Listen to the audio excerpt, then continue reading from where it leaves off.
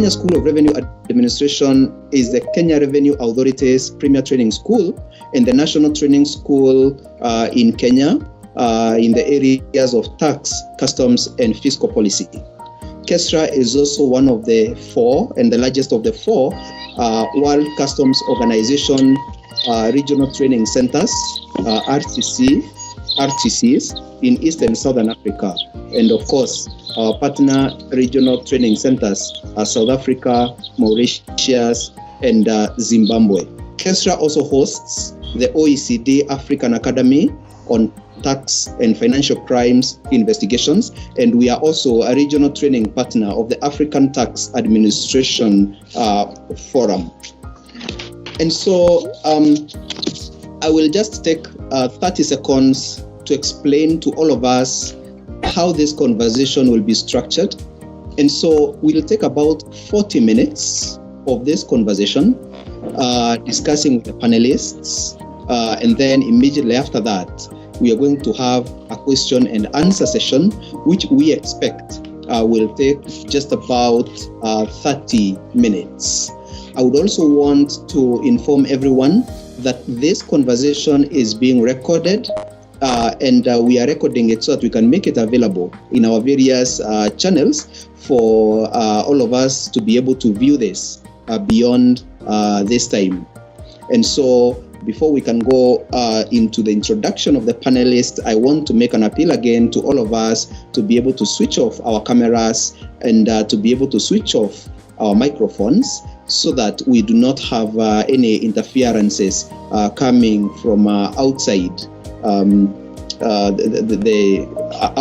outside this conversation.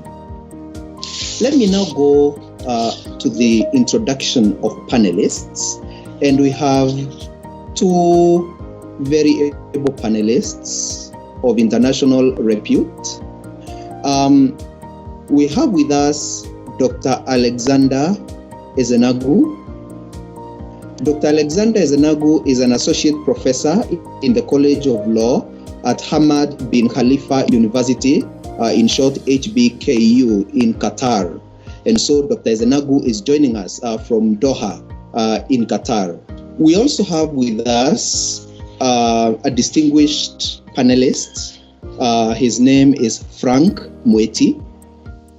Frank is a partner at Ernst & Young, in short EY, and Frank is also the East Africa Markets leader for EY. Frank holds executive management qualifications in business strategy and artificial intelligence from MIT Sloan in the US, and data science qualifications from the University of California, San Diego in the US, and General Assembly, UK. He also holds a Bachelor of Law degree and is a certified public accountant of Kenya. Frank has advised and worked extensively with large corporations and governments across Africa, Europe, the US, and Russia, specifically UK and Russia in Europe. Prior to joining Ernst & Young, he was based in London, UK for 14 years, where basically he was involved in the management of complex cross-border projects and transactions for global multinationals in banking, technology, manufacturing, energy, and telecommunications. Frank has previously been an associate director at UBS Investment Bank in the UK, and he has held various management roles in EY and PwC in UK, in UK and Kenya. And so, ladies and gentlemen, I want to very heartily welcome our two panelists. As mentioned earlier, my name is Dr. Fred Mugambi Mwirigi, and I'm the moderator of this session. I am the commissioner and head of the Kenya School of Revenue Administration. And before we can go into the conversation, I will invite Dr. Ezenagu to just greet us and tell us something in 30 seconds, and then we can go to Frank. Alexander. Good day to everyone. I think the most important thing is to say that I am actually an assistant professor, not an associate professor. I'm hoping to get the promotion in a few years if I keep working hard. But this is exciting. I'm actually looking forward to the conversation and hoping to share while learning from them.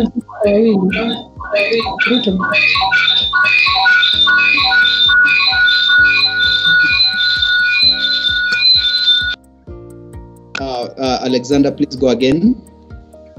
No, just an appeal that everyone should mute their phones and also put off your camera so that we can actually have a very focused conversation. Thank you. Great. Frank?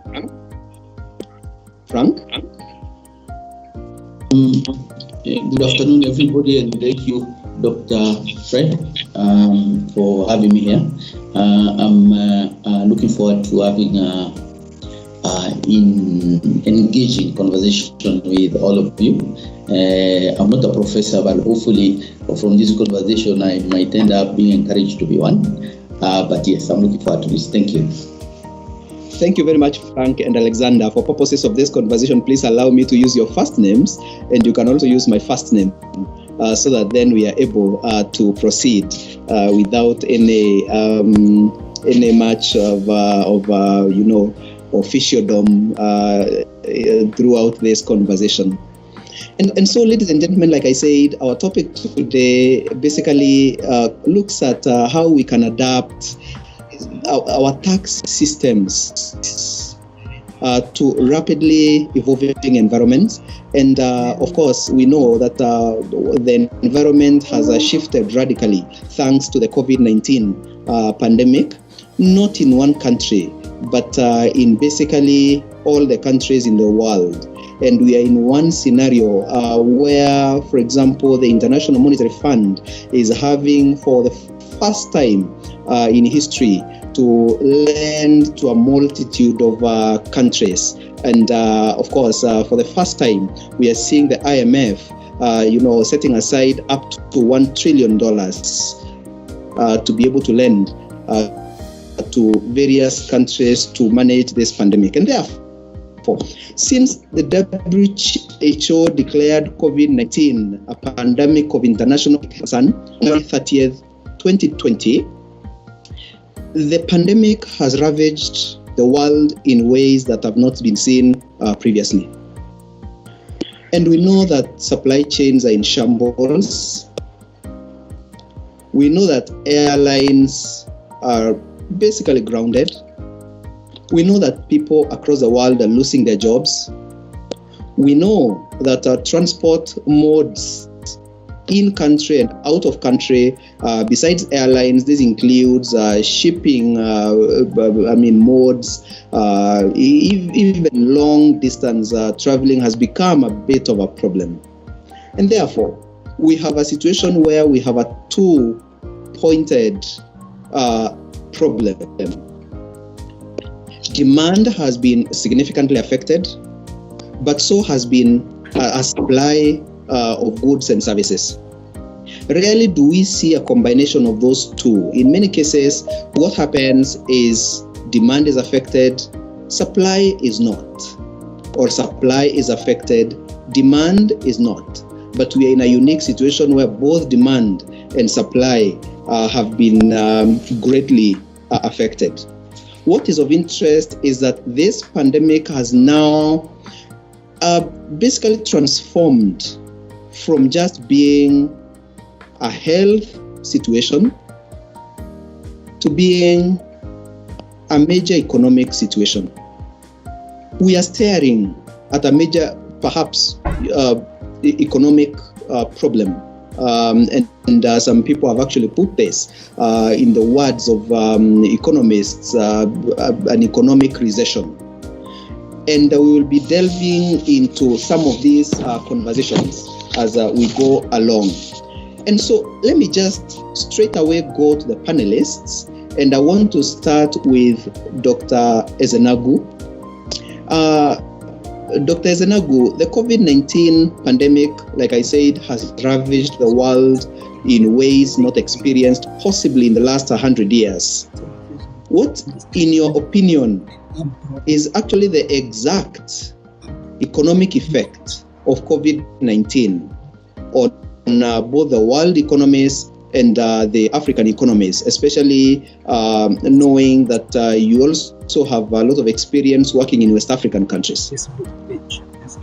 So thank you for the question and thank you for the opportunity to speak on this panel. You've actually highlighted some of these issues, but then I sort of have some issues that are very important and central to the conversation that we're about to have today.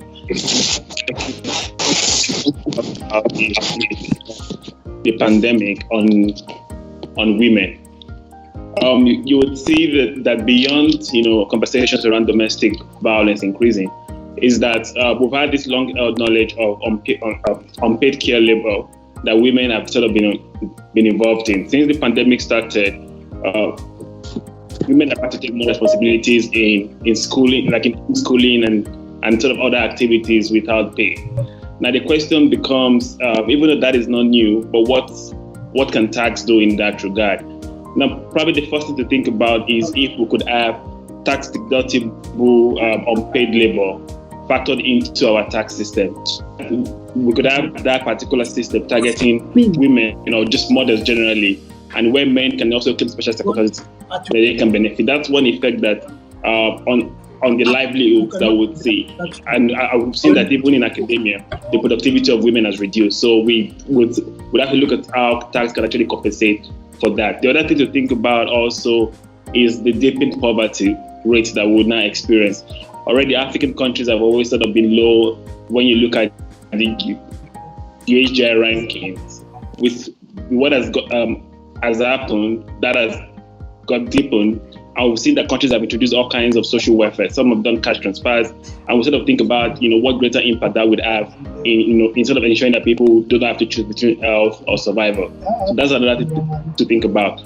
Then one other impact will be food shortages, which is even worse in East Africa when you look at the infestation of locusts, and how that also has come to sort of the ability to have food. And for a country like Kenya that its economy is largely agricultural, then that gives sort of a more important thing to consider. So those statements, in addition to what you mentioned, the impact on aviation, the impact on productivity, will sort of be some of the impacts that we've observed and the areas that we may have to look into. Women, the issue of poverty, and also the issue of food shortages. Thanks. Frank, would you want to weigh in on that question? What exactly do you think is the actual effect of COVID-19 on the economies, not just in Africa but globally? Thanks. Yeah. So I think there's no doubt, both in this audience and in the wider communities we are in, that Africa is facing an unprecedented health and economic crisis, and that's really also the case in other countries outside of our continent. But specifically for Africa, this crisis has different dimensions. Whether it's the health crisis as we now know it, the economic crisis, and I will come to that, or indeed some of the potential political crises that will, in some ways, crystallize out of this. Now, the crisis as it is, of course, threatens to reverse, at least in my view, threatens to reverse the development progress that Africa has made in recent years. And by the way the crisis has exacted a heavy human toll. I mean, we have about more than 100,000 confirmed cases, about, let's say, about almost 4,000 deaths. But the heavy human toll, the disruption in livelihoods, the damage to businesses and government's balance sheets, all that is creating a slowdown in Africa's growth prospects, not just now, but potentially in the years to come. And there's no doubt also that the measures that have been put in place have of themselves disrupted economic lives and also imperiled people's livelihoods, whether that's the quarantine, travel restrictions, cancellations of public gatherings, remote working, and all these things. They are good, but they have also, of course, impacted. So to be more specific then, look, our people in Africa may not be as lucky as other jurisdictions. So you are seeing that even the barriers to the stay-at-home orders have impact on a huge population in Africa. For example, there is a huge fear that people will run out of food and water if, in fact, this lockdown continue to be exerted. There is, of course, the fear of running out of money. The savings culture in our continent, or the quotient there is not that big. And, of course, fear of losing jobs. So this is over and above, of course, the immediate impact on people's lives. So for Africa, you have the population itself heavily impacted, and the majority of it is vulnerable, if we are honest. There is a huge chunk of businesses that are in quite a dire straits right now, particularly when you talk about informal sector.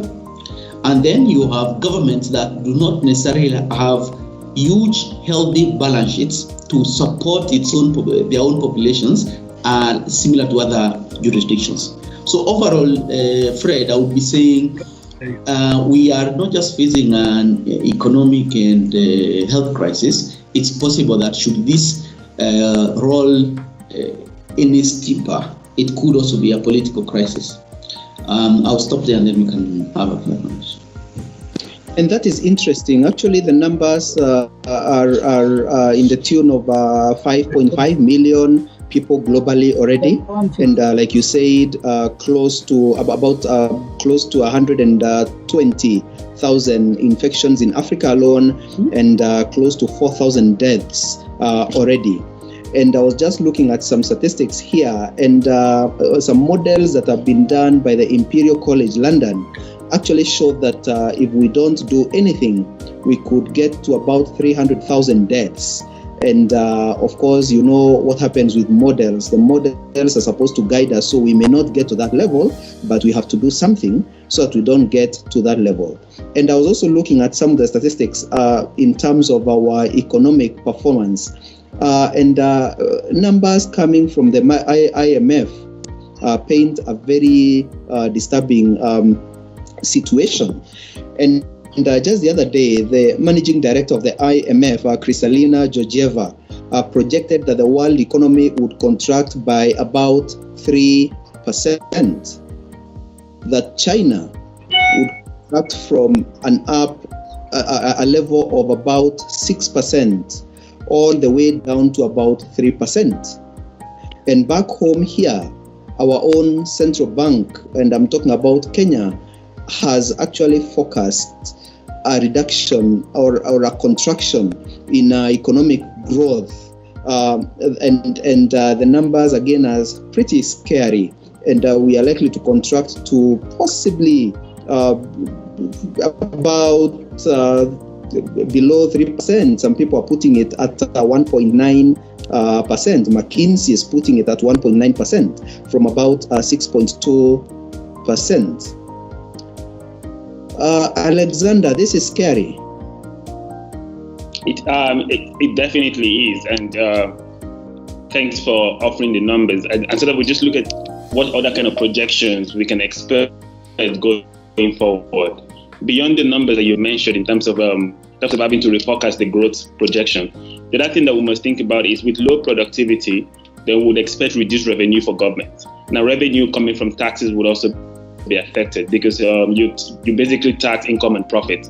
And where people are not earning money because they have been sacked or retrenched or furloughed, or where profit is not being made because companies are finding it difficult to even meet or sort of to break even, then the government really has nothing to tax. That's on one hand.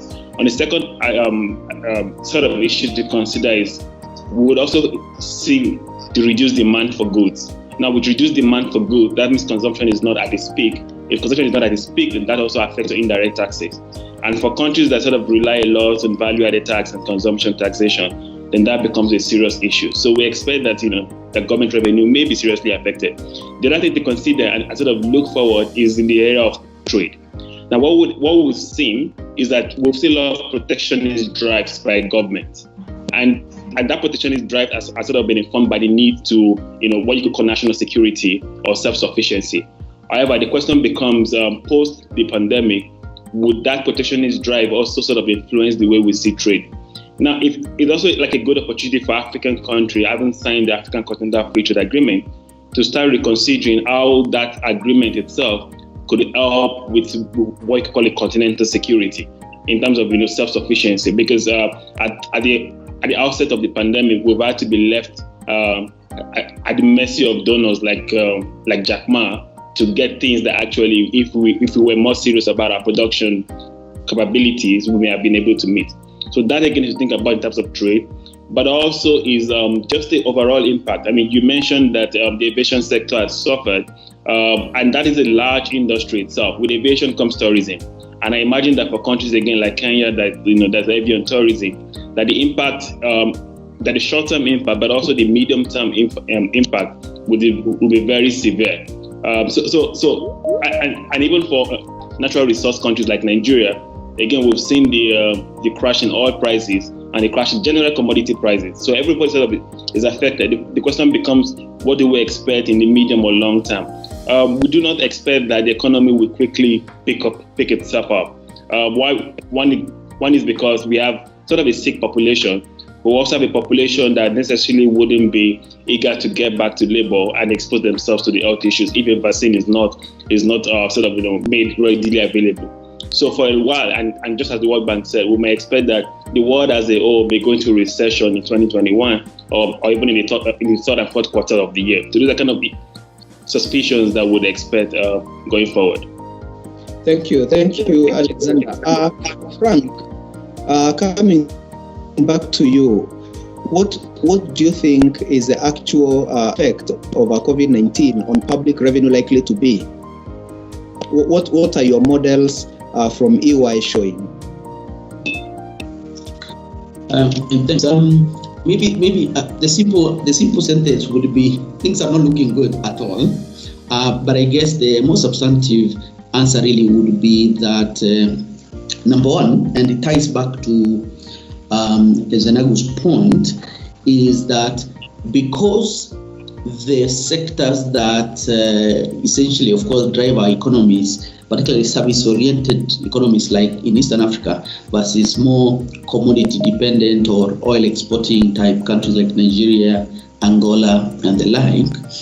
And now, every type of economy on our continent has actually been impacted negatively, and some of those sectors are candidates that will for sure go bust. The airline sector, in for example, the hospitality sector is in dire straits, and of course there is even expectation that there will be also casualties in the financial services space, particularly in the lower tiers of our banking sector, because of the exposures they have to either sectors or SMEs that will not, in all likelihood, survive at least intact as this crisis unfolds. Now, the effect across countries is expected to differ depending on the factors, of course, like the extent of diversification, dependency on tourism, as we said, but no country will be spared.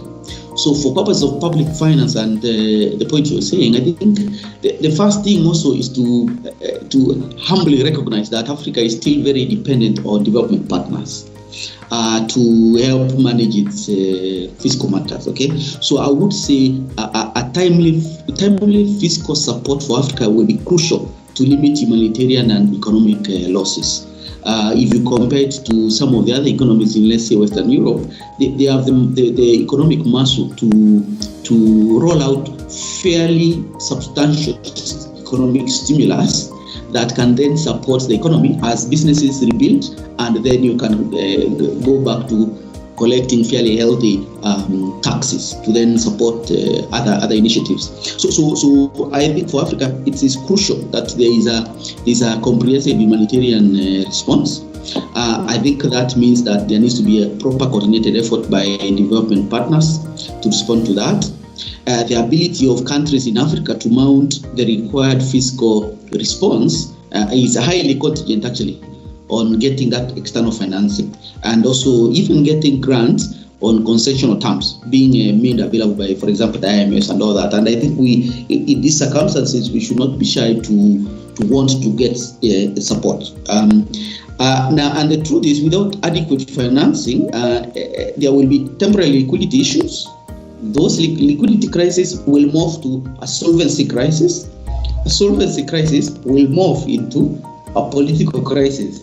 And we don't want to go beyond that, to be honest. So that at least we need countries that we can collect the tax that we are all talking about in the first place. So that's important. The second thing I would want to say is that there will be sectors where government will just have to be very bold and go in and support. Airline industry is in disarray. Perhaps government might want to step in. The tourism sector is in tatters. The government might want to go and support that.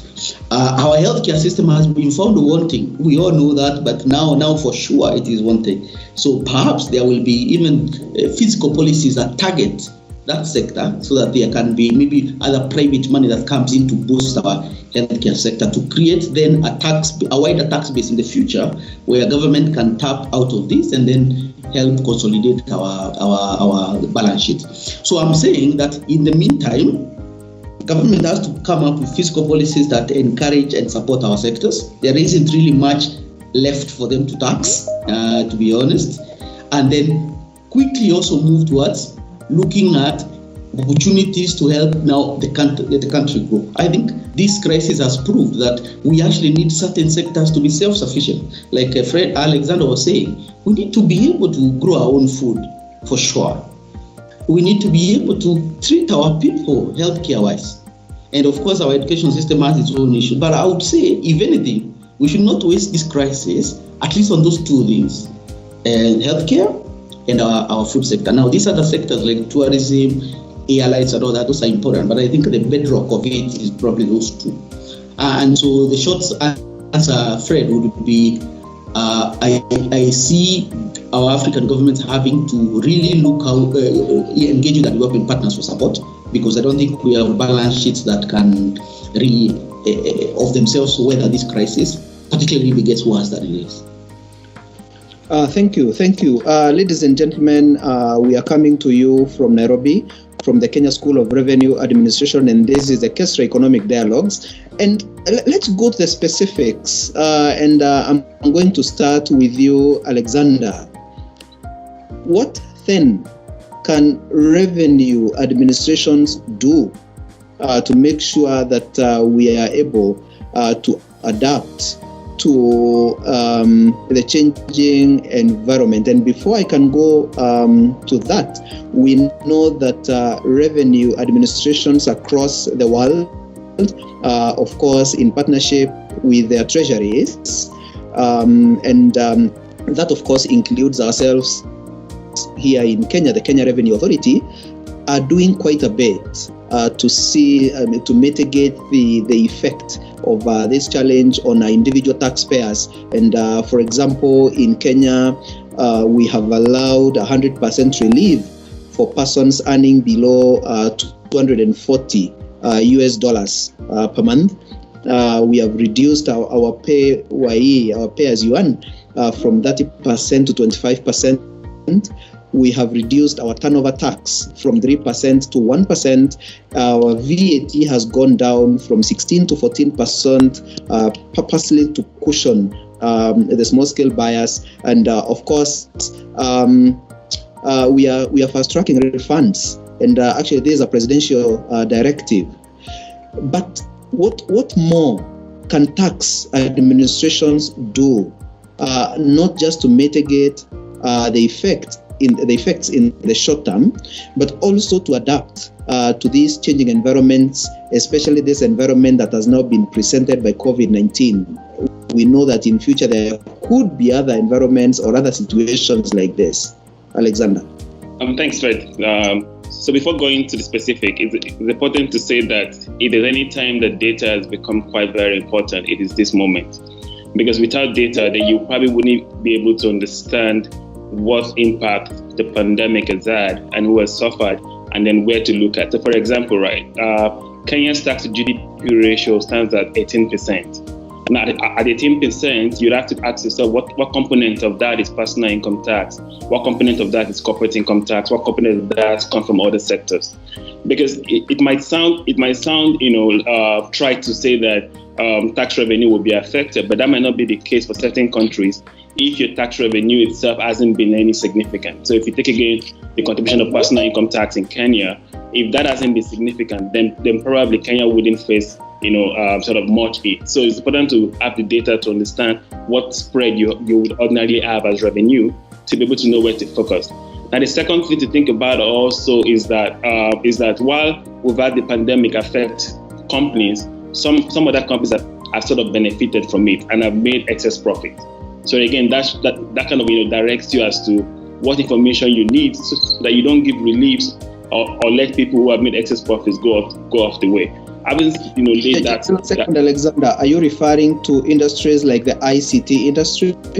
And are you suggesting that perhaps that should be a new area of focus for revenue authorities, tax administrations? Well, yes. I mean, it's something that the OECD has also recommended, asking for an additional surcharge on companies that have actually benefited from the pandemic. And not just the ICT. We've heard of restaurants who have had to do deliveries of food. They've not gone out of business. They've kept cooking. They probably reduced their costs since they're not, hosting people within a space and all of that. So those who have made excess profit from the pandemic, we need to look into that. But sort of more specifically, three things to look about, to think further about. One is to take or pay serious attention to digital economy as, first of all, a revenue-generating platform, but at the same time looking at digital technologies as a way of ensuring compliance and administration.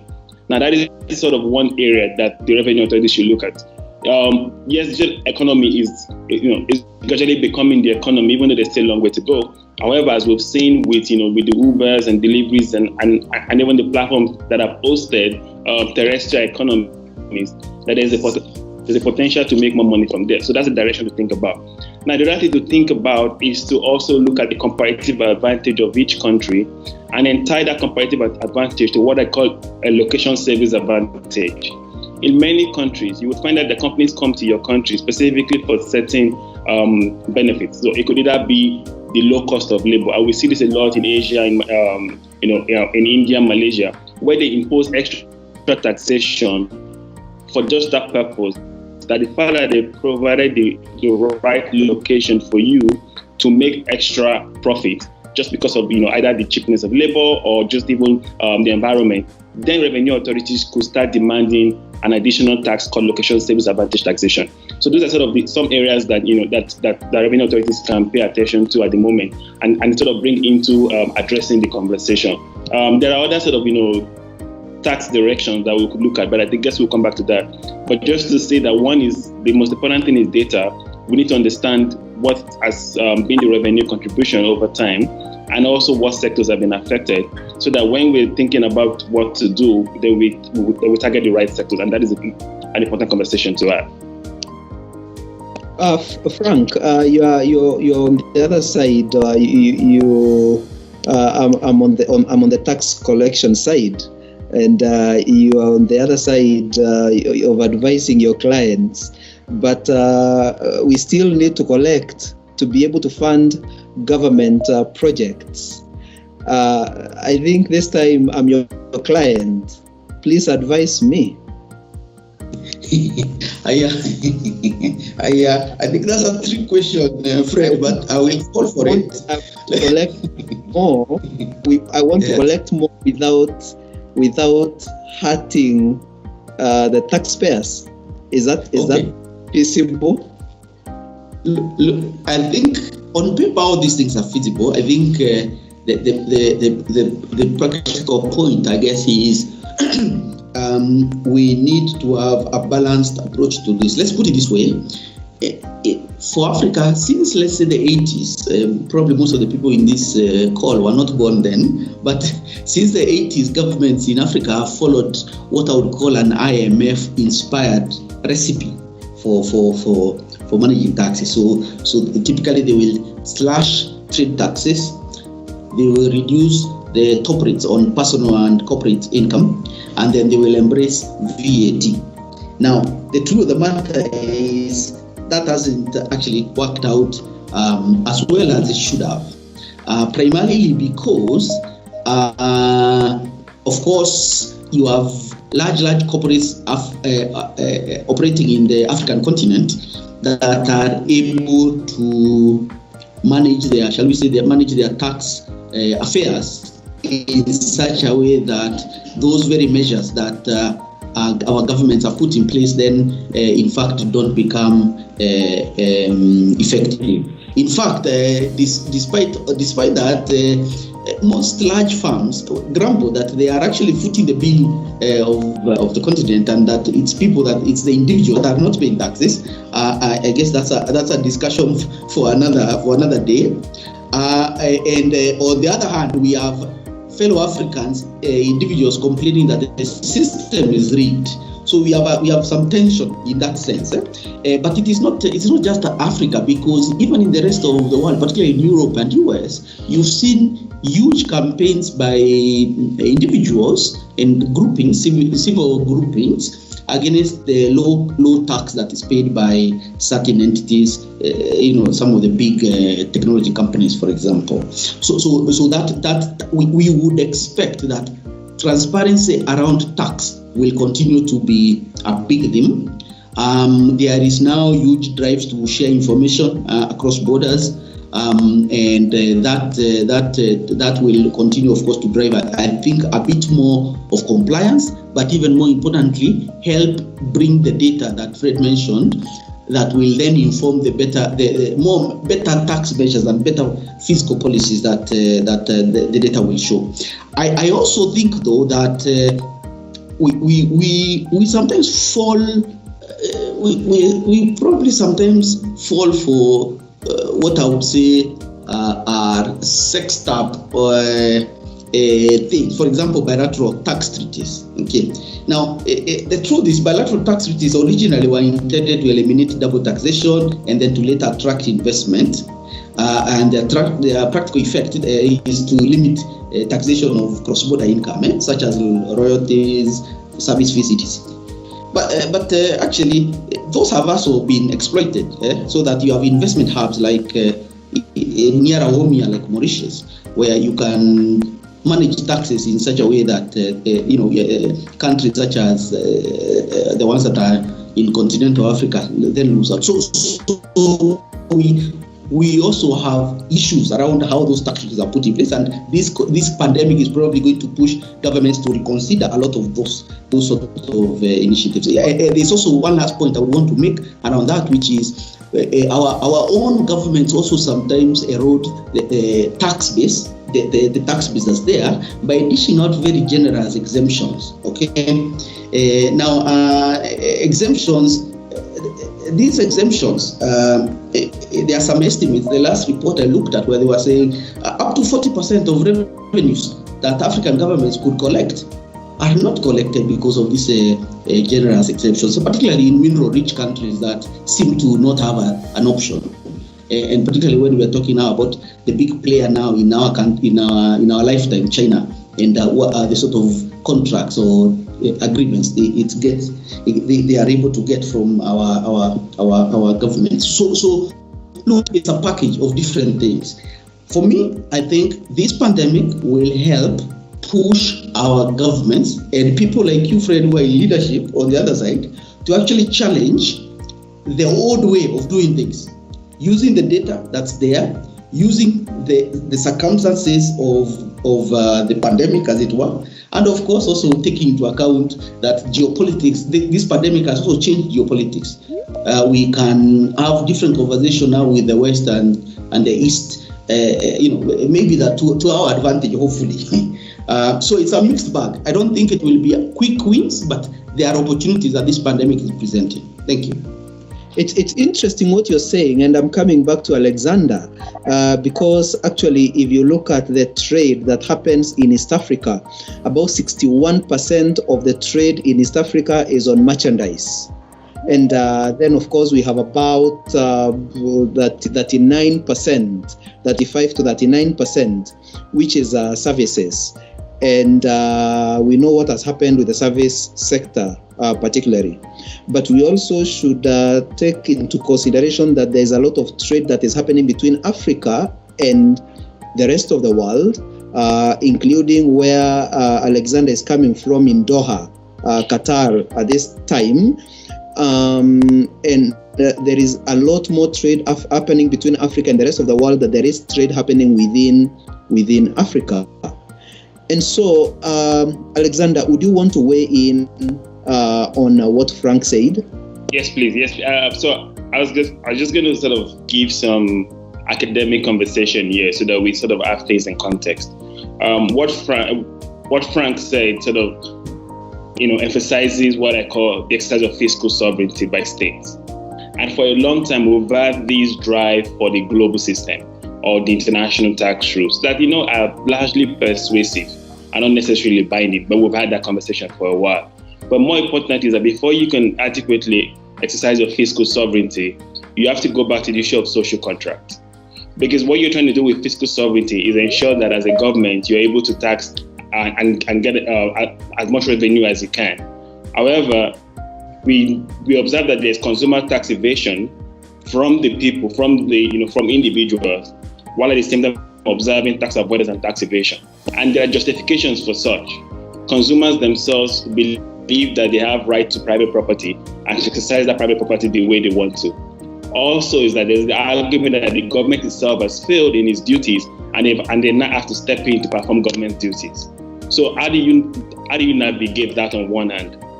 When you come to the corporate organization, then you go back to the Duke of Westminster's case that says that you're allowed to order your affairs the way you desire, to pay as little taxes as legally possible.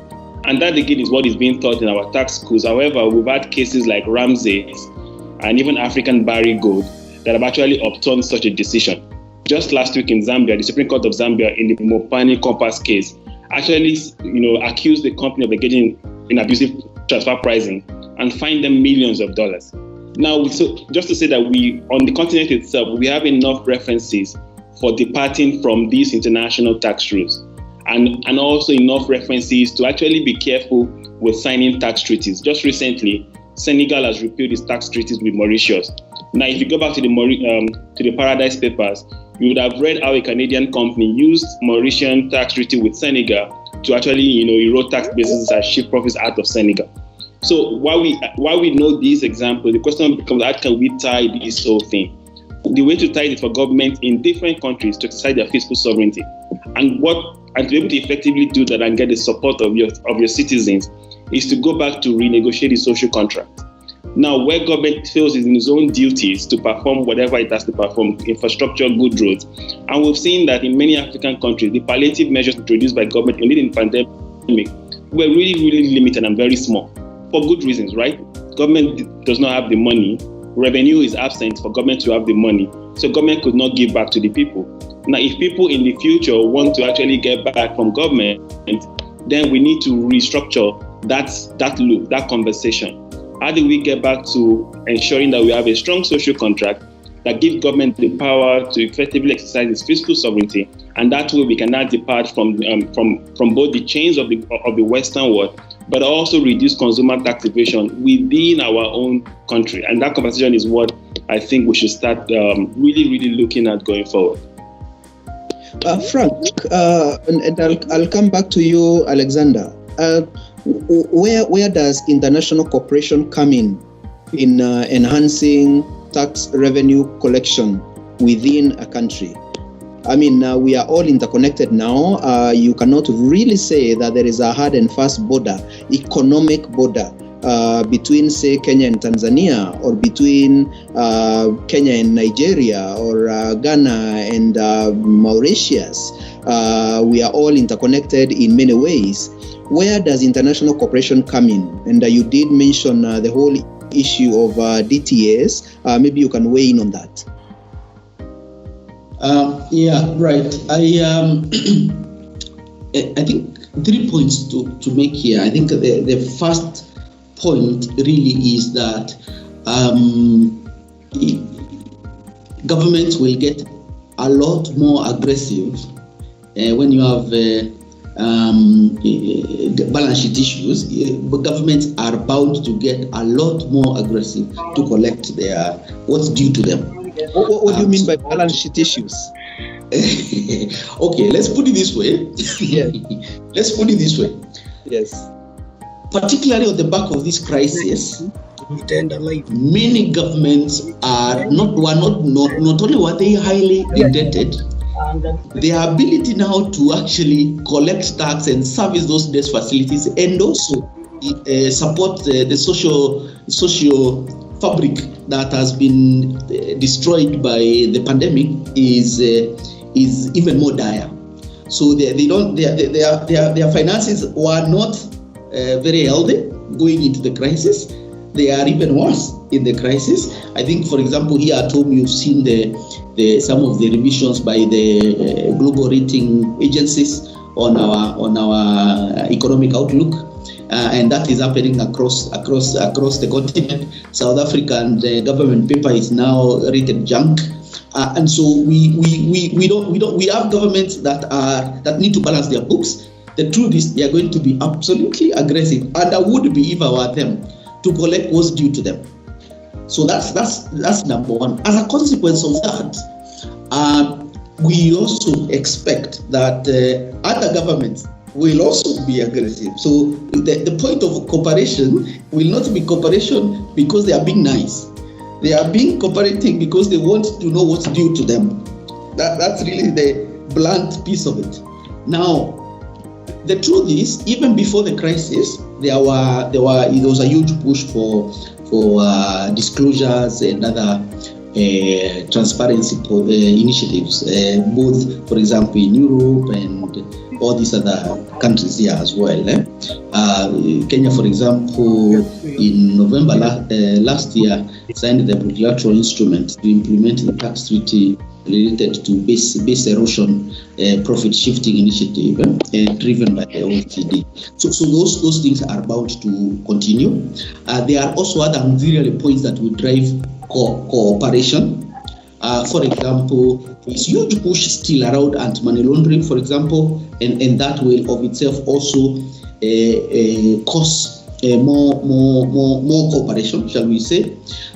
There will be, it would be expected that some of the economic stimulus that are being offered by various governments by themselves will also require us to open up some of our how we play. The example I'll give you is there are certain economic stimulus that can put into question some of the WTO type covenants that would then require governments to sit and start figuring out how to harmonize, and that brings cooperation as well. And then there is the other bit of it, which is the unintended consequence of what this pandemic is, that neighboring countries are having to look at each other in the eye. You know what is happening between us and Tanzania, for example, and look at each other in the eye and say, wait a minute, if you don't manage this thing, it's messing up my country. So can we sit and talk? So we have different moving pieces. Also, by the way, I should also say, I imagine Africa now is also being a bit more alive to the Continental Free Trade Area, the agreement. That will hopefully give our people more reason to cooperate and to say, you know what, we need to focus on intra-Africa trade. Having supply chains that go to China or India or wherever is actually messing up our own champions here. Why don't we cooperate and become a bit more self-sufficient? Or why don't we at least find a way to negotiate some of these regional cooperation, intra-Africa agreements as Africa? So I think maybe I'm being a bit optimistic, but I see at least some seeds have been planted that can drive cooperation. Whether it's just a hard issue of our governments are broke, they need to get what's theirs, versus these other auxiliary factors I've mentioned. So in other words, you're saying there is a silver lining in this particular situation, as dire as it may look. Dr. Alexander, I'm coming back to you shortly, and I know you've done quite a bit of work on the digital economy as a way of, propping up tax revenues. But just before I can come to that, you put that at the back of your mind, be thinking about that. I just want to pose a question to Frank. Frank, I would love to ask you which sectors of the economy you feel may be overtaxed. But I'm not going to ask that question. The question I'm going to ask is which sectors of the economy, not just in Kenya, but possibly in Africa, do you feel may be undertaxed? I maybe need to be careful about how I respond to that, because that's interesting. You know, here is what I would say point blank. I personally think that Africa is not getting its fair share of revenues from the commodities that are mined and taken out of this continent. Okay, now I am not going to point to particular countries, but I would say governments are not getting their fair share of oil revenues. Governments are not getting their fair share of minerals. Government now will also not start getting their fair share of spectrum. Okay, so mobile spectrum, which is a huge resource now. In fact, even data, there are Western governments that have figured out how to tax digital economy using all manner of clever things. So in this sense, they are actually taxing what is a new resource, data, in a sense, if you look at it that way. So I would say they're under-taxing, and I'm not necessarily sure what the root cause of that is, but the under-taxing I would be saying is not the traditional sectors I would be thinking of. I would be talking about our natural resources. How come we have so much natural resources and we don't seem to have a huge tax base for it? Take the example of Norway and its oil. Look at what it's done with it. This man is in Doha, Qatar, and its gas resources. It's been able to build substantial comfort for its people from that. So I would say our base resources are undertaxed to the extent that our governments are not getting their fair share. Even our unprocessed agricultural commodities, in a way, that's also a problem. So, for example, if we had fiscal policies that actually encourage value addition and processing of agricultural produce in continent, then it would potentially mean that you have a bigger tax base for our people for governments to tax. And similarly, like I said, now there are these other things, like, for example, 5G, the frequency spectrum. There are even arguments, Fred, that even our oceans are being exploited by foreign entities, and we're not getting our fair share of that. Now, part of it could be mismanagement, part of it could be our inability to negotiate fair agreements, but also, of course, we have other revenue leakage problems. So yes, that's the way I would answer it. I'm being a bit political there so that I don't get specific to my clients, shall I say. Good, Frank. My technical team are telling me that we are running out of time, and so let me come back to you, Alexander. Do you want to weigh in on that? Yes. So I sort of respond to some of the statements that Frank made, and I'll come back to digital economy. One is, while the African Continental Free Trade Agreement is a very, very laudable agreement, we shouldn't get too excited that governments will get the necessary revenue from it, simply because the agreement itself has failed in two areas. One, the agreement failed in having a protocol on harmonizing taxes in Africa.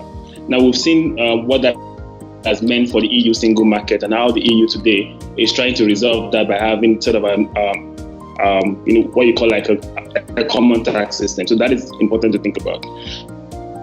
The second thing, that the same agreement has no provisions on how you allocate income from cross-border activities within the continent.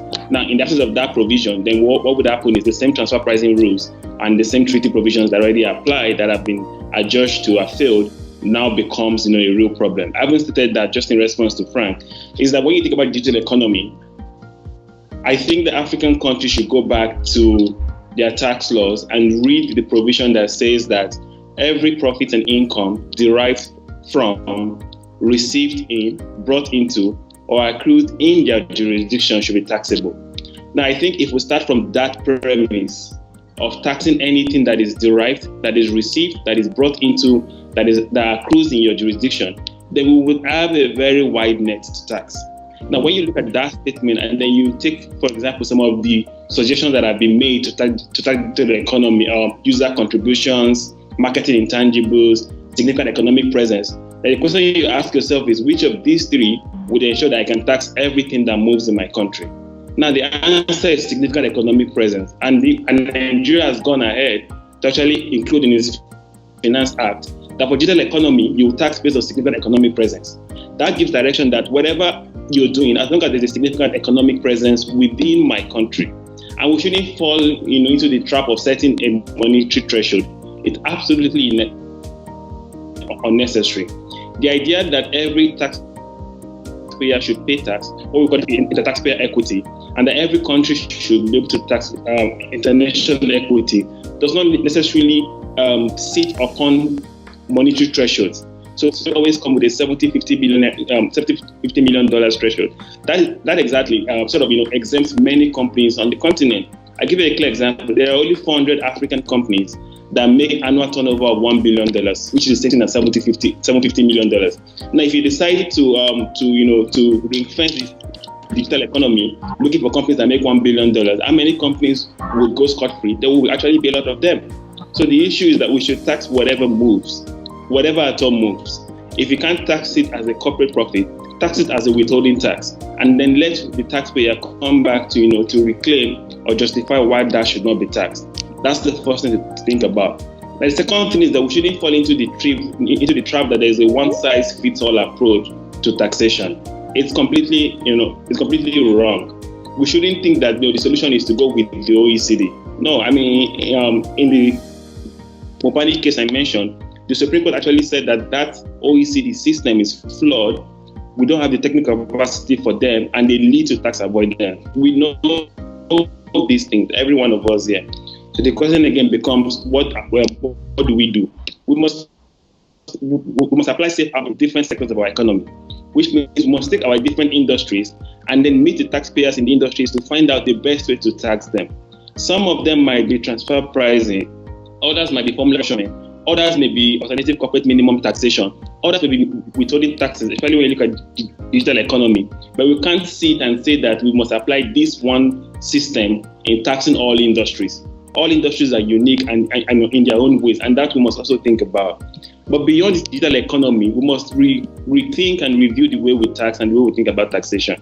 And it's time that we don't shy away from religion or our cultural values in taxation. I have a colleague who does tax anthropology that can help with with thinking about how religions, houses, and also and our cultural values could help with taxation. Maybe it's time to mandate the court to give the tax that people pay to the government, and then the church can subsidize the government can subsidize the church. Maybe that's the approach. If everybody's inclined to pay tithe, then let the churches become collecting houses for government and government subsidize churches. It may seem bizarre, but it may be the solution here in ensuring that we get our taxes if people find it easier to pay their zakat or to pay their tithe. So the kind of conversations that we should start having within our own sort of environment. But just also say that finally is that government would have to play a big role going forward. We've seen that when everything crashed, everyone looked back at the government. Every country is asking for bailouts from their government. Kenyans, Nigerians, everyone is asking for bailouts for release from the government. So the government cannot remain that external party. Capitalism definitely does not work.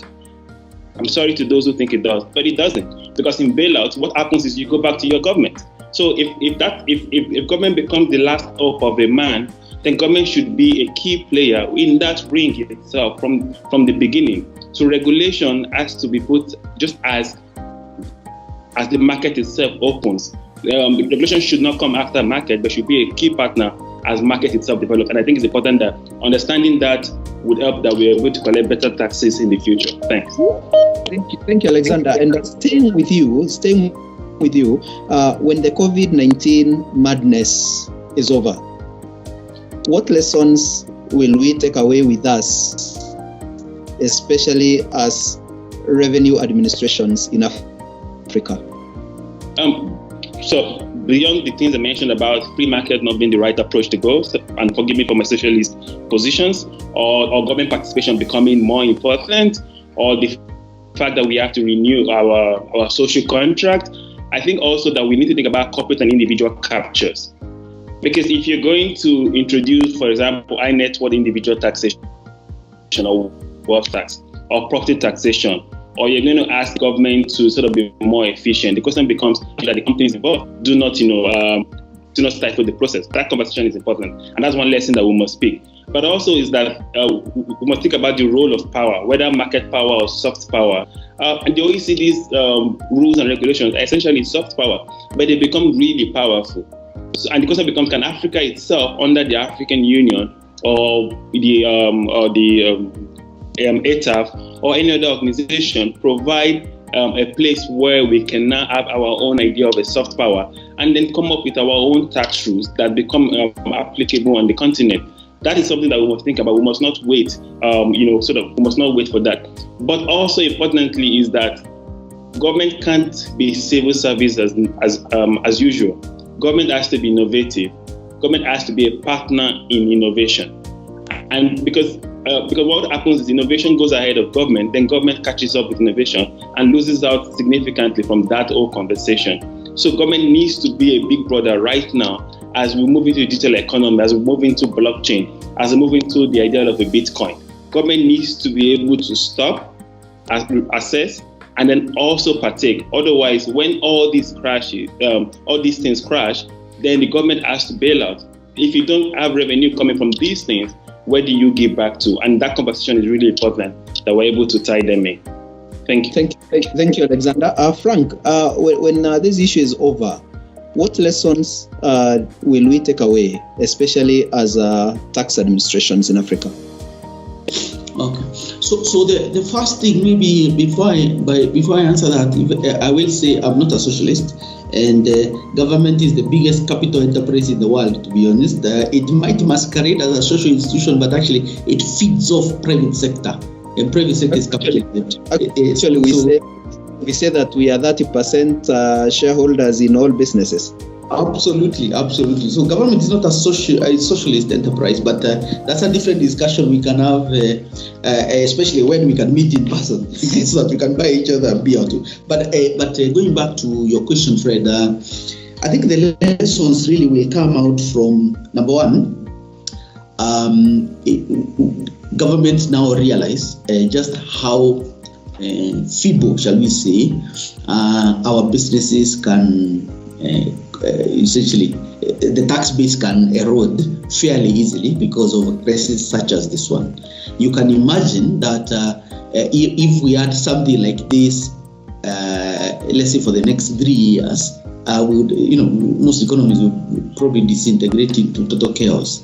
So I think the lesson, there's a lesson there that actually the government needs private sector needs government. We need to strengthen our institutions. Our regulators also have a huge role to play, and they need to be strengthened because they really are, in many ways, the enforcers and overseers of the policies that governments end up putting in place. So that's important. I think the other lesson that will come out of this is that most government will look inwards for self-sufficiency.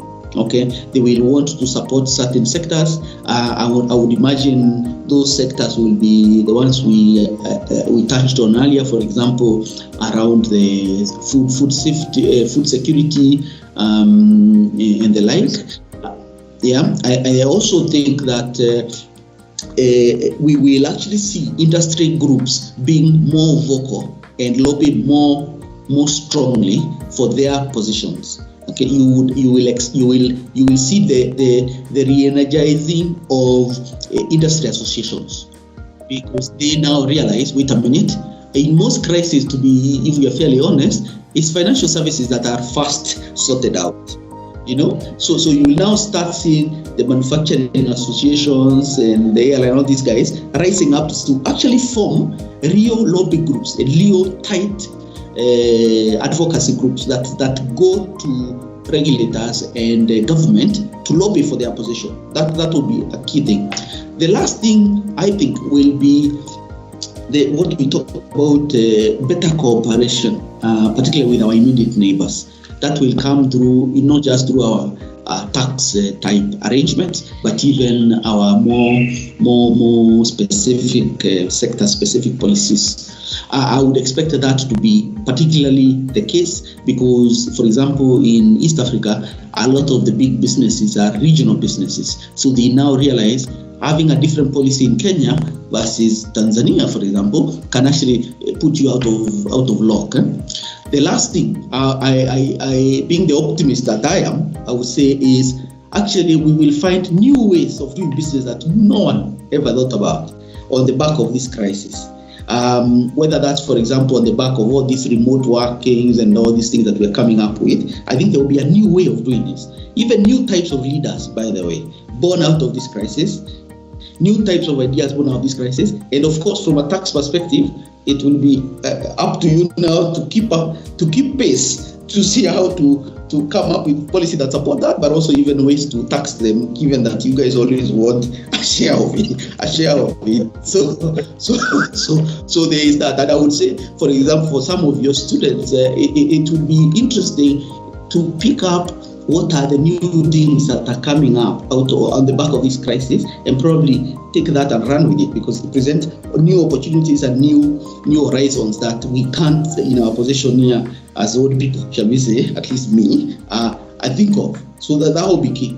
Last thing, I would say for Africa, I think we have now started realizing that maybe the fact that we are not very, very super urbanized as an upside to this, the fact that we have a semi-urban landscape, shall we say. So we have people living in our ancestral homes and that connection with home, we'll see people wanting to actually view that balance slightly differently, because there are economies out there that the fact that they are highly urbanized has actually been a bit of a bother, because you are highly dependent actually on the urban setup. I think that's just something I bring in at least from my own personal perspective, and that will also, of course, give a different spin to what county governments are supposed to be responsible for, what facilities you would expect at the county level, what sort of amenities you would expect in the provincial places. That would be my closing point on that. Okay, good.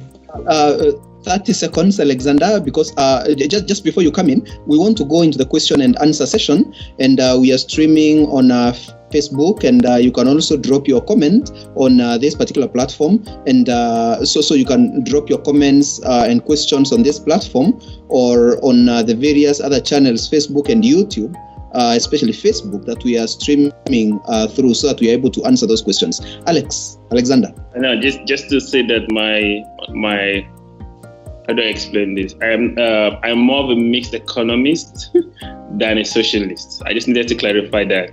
I think that there's a role for government and the private sector in every sort of jurisdiction.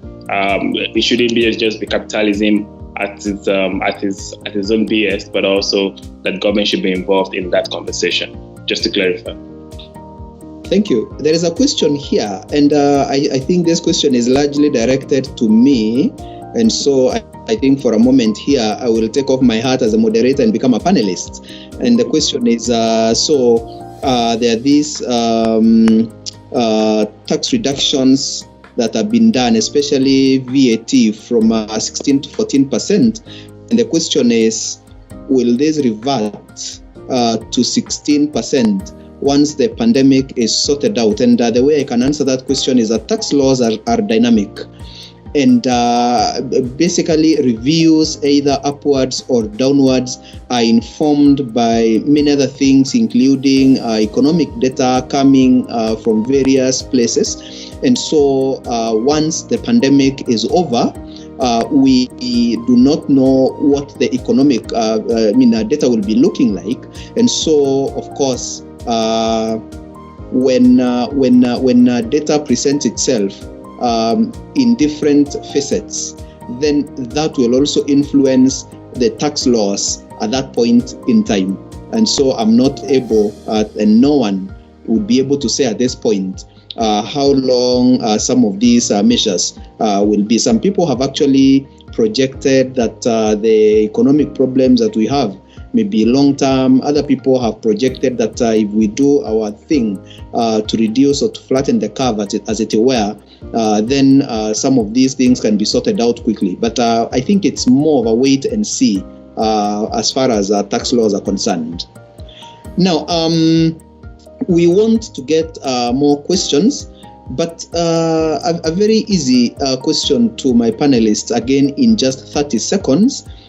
I can see, at least I know Alexander is working from home. I think Frank is also working from home. Will this be the new normal? And as you answer that, because we also have a lot of our leaders listening to us this time, how do you get productivity of people as they work from home? Frank? Okay, I'll keep it quite short. The short answer is yes. Actually, working from home will be the new normal. The truth is, in other countries, say for example in UK, where I was for quite a while time, working from home was actually expected. In fact, offices were redesigned to not be able to accommodate full capacity, because there is expectation that actually 2 or 3 days a week you're not supposed to be in the office. So this pandemic, I think, has just reinforced that, and the only stress that there is that you in the normal circumstances you would have the option of going back to the office and meeting people, etc. While in this one it's probably different. But after the pandemic, I think I would expect remote working to be normal, even virtual meetings to be the way to go, and only have face-to-face meetings for whatever makes sense at that time. I think the other thing to mention is, from a supervision perspective, it will reinforce the need to trust our people. People need to, it's not being supervised closely, it's about agreeing goals and let's see what the output is. And if you need help, reach out to whoever it is you need to reach out to, rather than closely being watched. That culture is actually, it doesn't actually drive productivity. At least we know in EY it doesn't. So I would say supervision will change, leadership will change, teamwork will change, but remote working is here to stay, in my view. There is another question here, Dr. Alexander, and you can expand this the way you wish. What opportunities exist for technological innovations as we get into the future, and also given the challenges that we are facing right now? I mean, just to comment quickly that certain industries will be amenable to working from home, others won't. So the remote work necessarily won't be the new normal for everyone. I mean, you can't drive, if you're a transport person, you can transport or drive from home or change to agriculture and all of that. But yes, but for service industries, for people like Frank, for people like me, we might be able to actually get work done working from home. But then back to technology itself, and as I said, that technology would become a lot of focus going forward. It has been in the last decade, but then it gets more prominent simply because, one, it ensures efficiency. My article for Tax Prison talks about why we should digitize tax compliance and administration. But so what would want to see is that sort of intersection between technology and taxation, and I think that is where the conversation is heading. Bill Gates, I think last year or so, called for us to tax robots if we moved to, if robots replace human work. The question becomes how feasible that is. That is on one hand. On the other hand is that for revenue authority that is largely still sort of grasping with technology, how do you ensure that you do not lose out from the revenue streams that come from technology? Right, so that becomes something else to think about. People are going to, as you mentioned, people are going to work remotely. However, they're getting the economic gains from jurisdictions where they're working. So now you might find people who have left Kenya due to the pandemic not come back to Kenya still working on subjects that are relevant to Kenya, still earning money from those things they work on, whether the money is paid from Kenya or not, but is tied to their work in Kenya. How do you ensure that Kenya is able to take the taxes for such work? Again, so it goes back to the issue of economic gains, that we must try to, trace where economic gains is coming from, and then, and tax those economic gains. That is on one. But also is that technology itself can actually be the tool that we need to actually, be more efficient. We sort of must partner with the technology guys, because they sort of understand where the market is going. So I give another example. In Kenya, there's a company called Link, Lynk. Now Link basically connects what you call artisanals or blue collar people with people who need your services. So your carpenters, your masseurs, all those people are on that platform. These are people that for a long time we've described as the informal sector. We've described as being unable to tax because they've not formalized the services. But with that technology, being able to bring them into a space. The question becomes, can KRA look at for organizations like Link, one, to help with formalization, but at the same time also to help with revenue collection? So maybe looking at it from an informal sector perspective, the solution is not necessarily to run after people and asking them to incorporate, but to see other platforms through which they present their services or publicize their services, and then sort of partner with those platforms to ensure that you get the revenue needed. But also you have checks and balances on what the activities are. So I think that there is an important role for revenue authorities in Africa today to have a strong digital technology space, which one, monitors revenue generation, but at the same time also is used for compliance and administration. And I think that would be sort of a good approach to take. Good. Thank you, Alexander. Frank, there is a question here, and the question is, how can African tax administrations expand the tax base?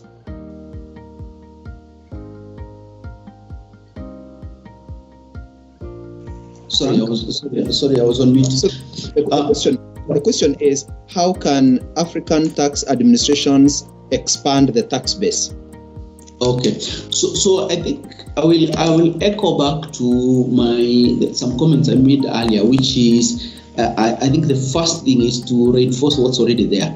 Okay, there is two aspects to this. There is tax that ought to be collected and is not, and that whether we are talking from corporates or individuals, and part of that really is putting in place both institutions as well as systems that enable that tax to be identified and of course collected. So there's that bit. There is the other bit of it, which is widening the people that needs to be in the tax net, shall we say, whether that's, for example, as you say, taxing the informal sector, so to speak, but even also relooking at the incentives that could be put in place to whether those lower the tax rates, but at least increase people who are willing to come forward for tax purposes. So I would really approach it either one. We need to sort out the erosion that's already there. And then two, we need to be thinking about how to widen the people that need to be brought into the net. The last thing to say is there's also a lot of wastage on the revenue that's collected in the first place.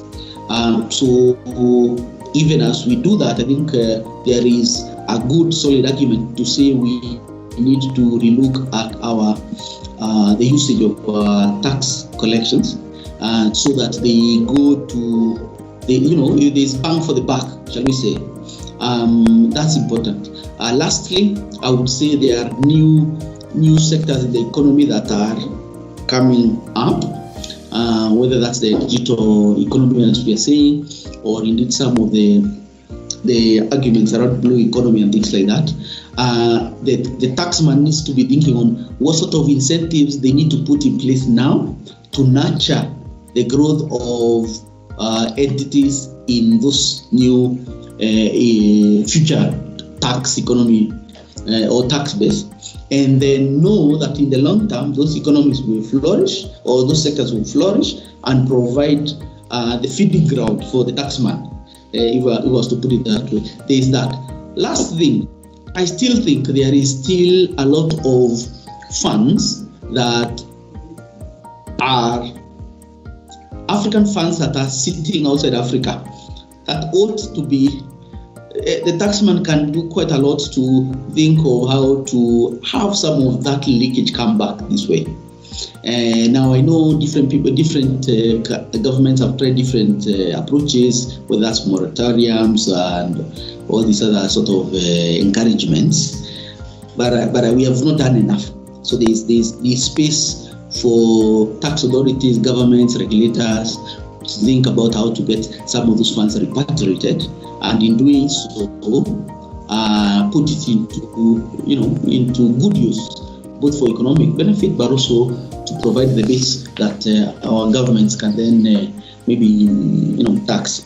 It's a big topic, but I think it just needs to be progressive and well thought out in the long term. Dr. Alexander, you wanted to make a comment. I just wanted to just suggest some areas that can be looked at. I think that there's space to look at wealth taxation. That could either be reflected in property taxation, or even more focusedly on capital gains tax, or even just a threshold of income, to say that if certain people who are sort of valued at this amount, then you'll be able to tax. Now, the good thing about property taxation, especially for Kenya, where properties may be overvalued, is that the moment you introduce taxation into that mix, people will seek proper valuation of their properties for the sake of taxes. So you have a ripple effect on the property market. And the other thing that we should think of taxing is to introduce excise taxes, right? So you have tobacco taxes, you have sugar taxes, and also you have carbon taxation. Now, these three things are important for the health of the people. And we've seen that with the pandemic, people who have been worse are those who have had health issues with lungs and kidney and all of these things, or even obesity that are caused by issues of sugar, issues of carbon emissions, or tobacco smoking. So introducing excise taxes, or what we call sin taxes, may actually have the positive effect in the long run. Then finally, back to what I said, is that we need to start thinking about location savings advantage taxation. How is Kenya helping a company to reduce its cost of operation? When you're able to determine that, then there should be an extra tax for that cost savings that you are giving to the company beyond its corporate profit. And it's not a new system. It's something that's been done in other jurisdictions. So, ladies and gentlemen, it's amazing. It's amazing how time flies. And you won't believe it. We've been here for exactly 1.5 hours, much longer than we actually expected to do this. And so we are going to pick all the questions from our various platforms and be able to share those questions with our panelists, and we should hear. But as we come about this engagement, let me give each one of you an opportunity to give their closing remarks, and allow me to start with Frank.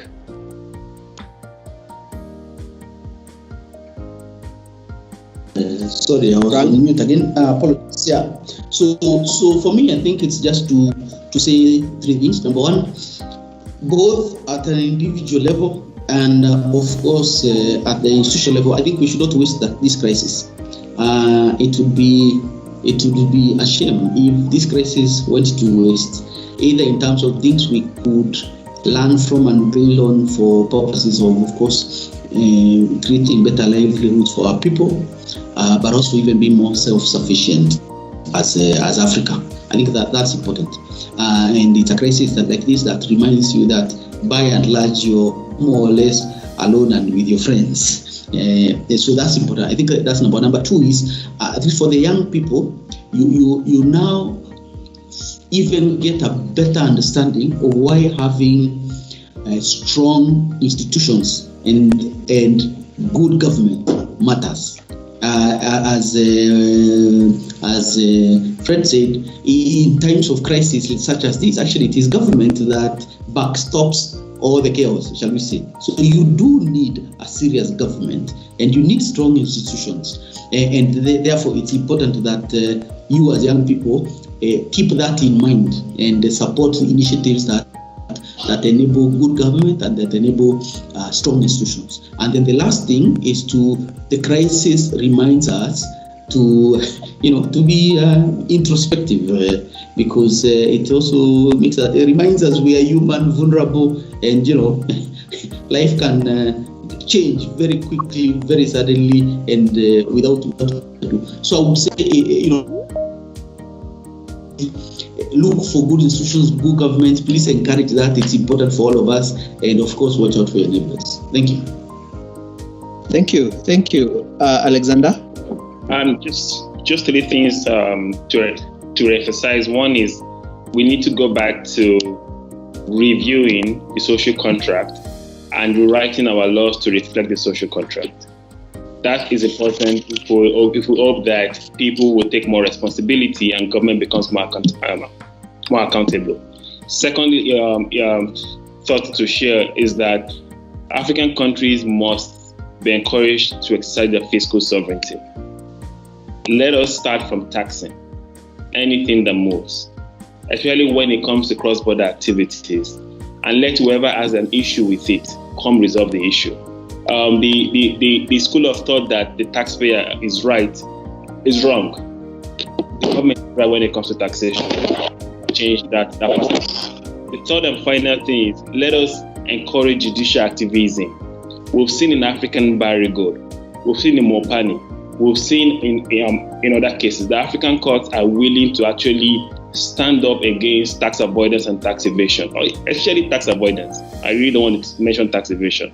So we should be able to try them. We should encourage, the KRA and other taxpayers should actually take clients to take these taxpayers to court and get what is due. Zambia just got more than $100 million from something they could have left just by going to the court. So there is that space for judicial activism by actually trying a lot of these cases in the court and then seeing how the court interpret them. And then just to say thank you for the opportunity to share my knowledge. Thank you very much. And so this has been an amazing conversation. This was the first among our series of the KESRA Economic Dialogues. And Dr. Alexander Ezenagu, Assistant Professor in the College of Law at Hamad bin Khalifa University, HBKU, coming to us from Doha in Qatar. And we also had Frank Mwiti. And Frank is a partner at Ernst & Young and East Africa Markets Leader, coming to us from Nairobi. And so on behalf of the entire team, there is quite a big team that has been behind the scenes, making sure that this happens. I want to thank all our participants from all over the world. We had participants coming from several countries. We had participants who are in academia, participants who are tax administrators, participants who are postgraduate students in various institutions, especially the Kenya School of Revenue Administration. What we want to say from a Kenya Revenue Authority perspective is that we are doing everything that we can to make sure and to ensure that we facilitate our traders, that we facilitate our taxpayers, and we also support government in its projects, because without taxation we cannot grow. As they say, there are two sure things that will happen in your life: death and tax. And so I think tax is with us, it will stay with us, and without tax we cannot move forward. And so Frank, Alexander, and all our participants from all over the world, from Nairobi, from the Kenya School of Revenue Administration, we say kwaheri. Thank you very much.